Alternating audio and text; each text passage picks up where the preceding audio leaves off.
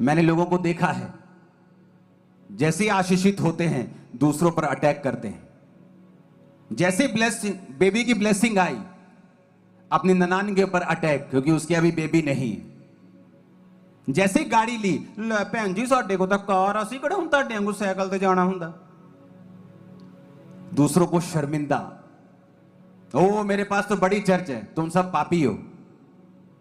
दूसरों को शर्मिंदा, अपनी आशीष से दूसरों को क्या करना, शर्मिंदा करना, अपने पैसों की रौब, अपनी पैसों की धौंस दिखाना।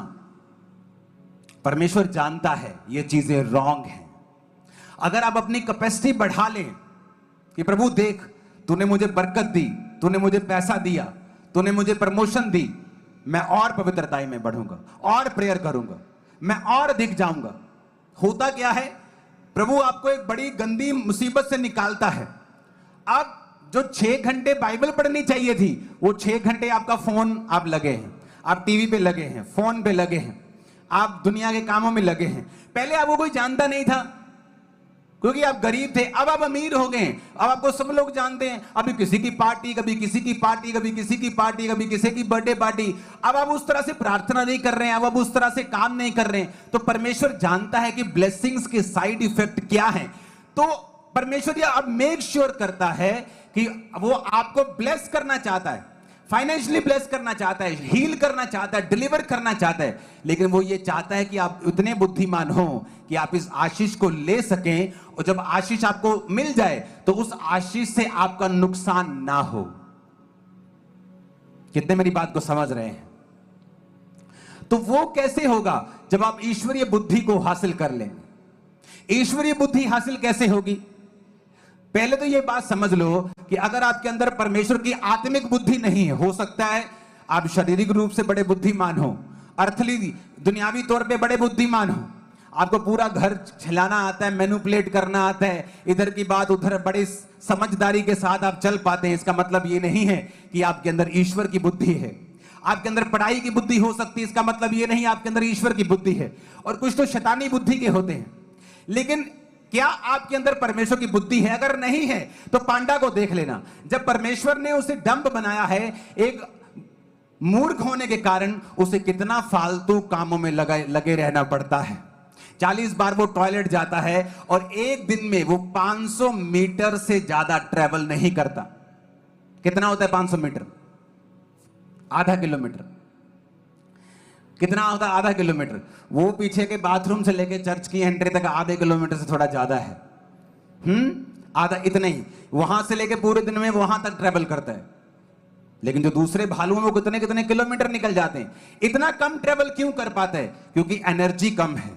जब एनर्जी कम है तो ज्यादा चल नहीं पाता, बच्चे नहीं पैदा कर पाता क्योंकि विजडम कम है।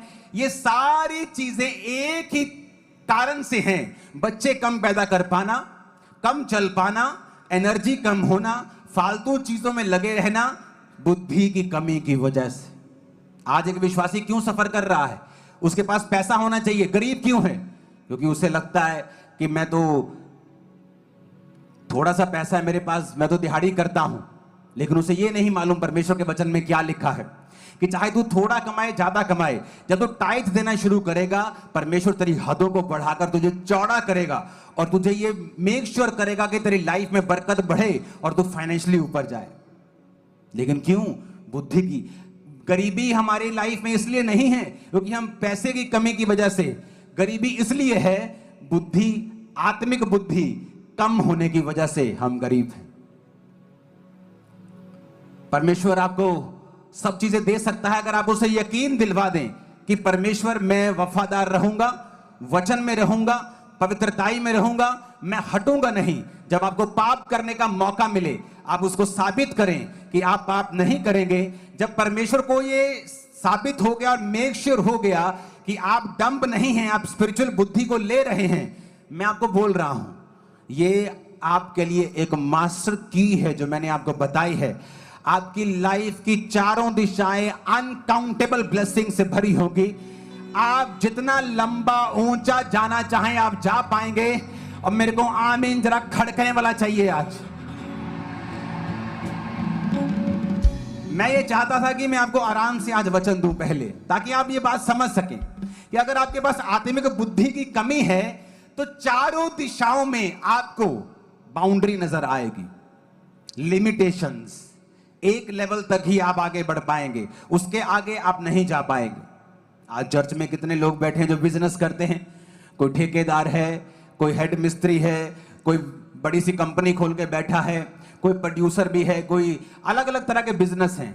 अपने बिजनेस में आप कितने वफादार हैं? क्या आप चोरी करते हैं? क्या आप दूसरे का नुकसान करते हैं?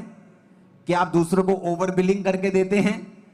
क्या आप दूसरे से झूठ बोलते हैं? ये चीजें हैं जो परमेश्वर आपकी देखता है कि आप में आत्मिक बुद्धि कितनी है और आपको कितना बढ़ाया जा सकता है। क्योंकि अगर आप क्रिश्चियन हर प्रभु के हाथों में हैं, वो आपके लाइफ के आसपास टेक केयर करता है कि आपको किस दिशा में वो कितना आगे लेके जाएगा। लोग शारीरिक बुद्धि से अमीर हो सकते हैं, मिलियंस ऑफ फॉलोअर्स पाके भी बाद में वो सुसाइड कर लेते हैं। क्यों? क्योंकि उनमें ईश्वरीय बुद्धि नहीं है।